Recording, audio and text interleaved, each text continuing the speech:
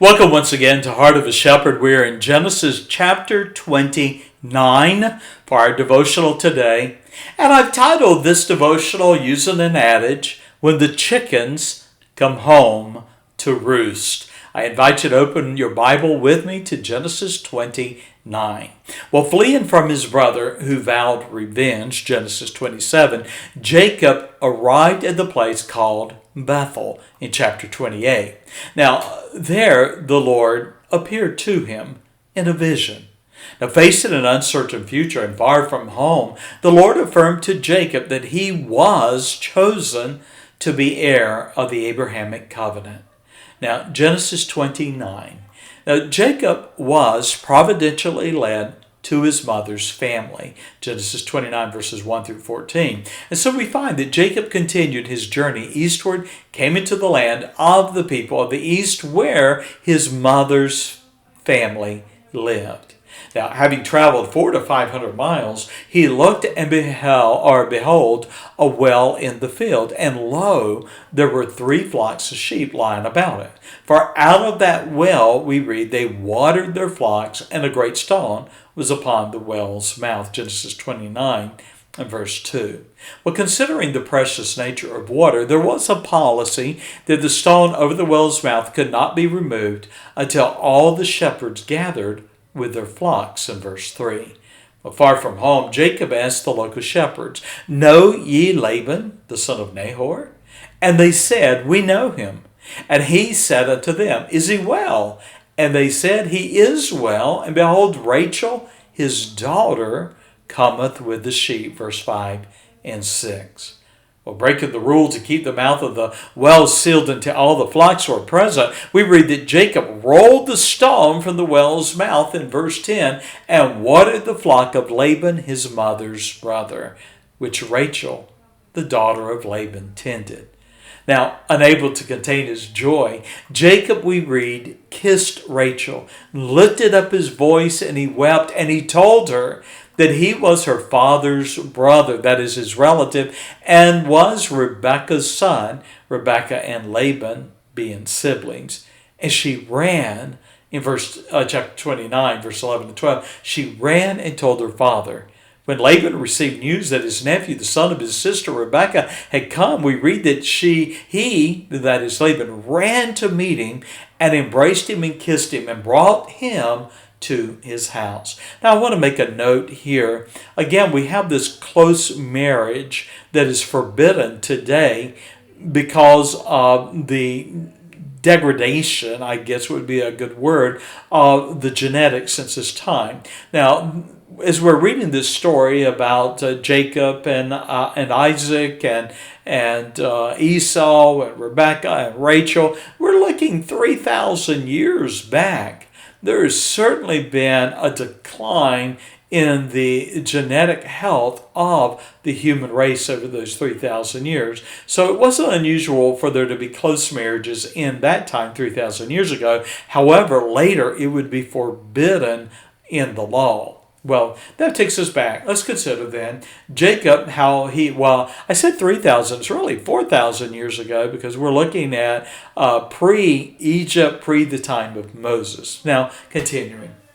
And Jacob remained in his uncle's home in verse 14 for the space of a month. So he had left home and now he's going to stay with Uncle Laban, if you would.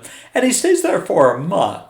Well, in verses 15 through 21, we end up with an arrangement that has Jacob contracting to labor 7 years for Rachel, the woman that he met at the well. And so after a month, Laban proposed to Jacob, his nephew, that he should not continue serving him for naught, that is, for nothing. And he said, Tell me, what shall thy wages be? What shall I pay you? What is a fair wage in your estimation? Well, the scriptures then reveal a detail that will become the basis of an unfolding drama in the following chapters. And it is this, and I quote, Laban had 2 daughters. The name of the elder daughter was Leah. The name of the younger was Rachel. Of Leah, we read that she was tender-eyed. Now, that's an unusual expression. Could be weak-eyed, had difficulty seeing. Others might say, well, she was tender, she was soft, she was delicate, she was weak. Anyway, she was the less favored. Let's put it that way. But Rachel was beautiful and well favored in the eyes of Jacob. And so Jacob proposed that he would serve Laban for 7 years for Rachel, the youngest daughter, in verse 18. Now, proven to be sly, a sly businessman, Laban reasoned, thinking, it's better that I give her to thee than that I should give her to another man. And so he agreed that Jacob would labor 7 years for the privilege of his daughter's hand, that is, his younger daughter. Well, Jacob certainly was smitten with Rachel's beauty, and the scriptures record that the 7 years he labored for her seemed unto him but a few days for the love he had to her. Verse 20. Now, when his 7 years ended, Jacob demanded that Laban give him Rachel to be his wife. Verse 21. Well, I'm going to topic this next section of our study. Be sure your sin will find you out. Verses 22 through 30.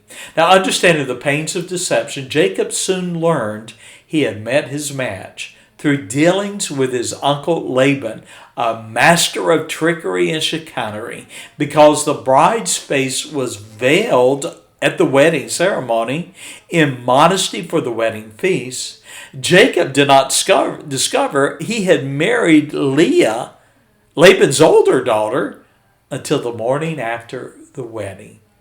Jacob's marriage to Leah, though, had been consummated under fraudulent circumstances. Nevertheless, it was binding. Jacob the next morning confronted Laban about his deceit. However, Laban excused his deceit, purportedly citing a local tradition that a younger sister was forbidden to marry before the older sister. Verse 26. Well, Laban slyly suggested an arrangement for Jacob to labor for another 7 years. If he agreed, he promised to give Rachel to be Jacob's second wife. Verse 27. Well, Jacob consented to the arrangement, and 1 week later, he took Rachel as his wife, understanding he would now work another 7 years for that privilege. Now, here's a warning. Establishing contracts with men like Laban, a man void of integrity, is risky business.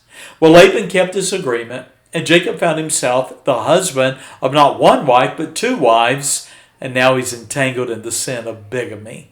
We read that Jacob loved also Rachel more than Leah. And in verse 31, and when the Lord saw that Leah was hated or despised by Jacob, he opened her womb, that is, made it possible that she might bear children, but Rachel remained barren. Now, one passing phrase in this narrative forewarns us of the troubles that haunted Jacob's household, and we find it in verse 30. Jacob loved also Rachel more than Leah. Here's a closing thought.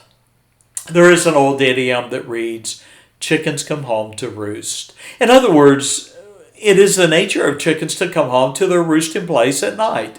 And so it is also true that the consequences of sinful choices invariably come home and they catch up with the soul. Jacob's journey took him hundreds of miles from home. However, his sins against his father and brother would come to be mirrored in the schemes of his father-in-law Laban, to which he fell a victim. I'm certainly assured that Jacob remembered many times the trickery that he had committed against his father and against his brother, for he had to live with the same for the next 14 years of his life just to have the privilege to be married to Rebecca. Well, we'll pick up our study later. I do appreciate you being a part of Heart of a Shepherd. And bye-bye.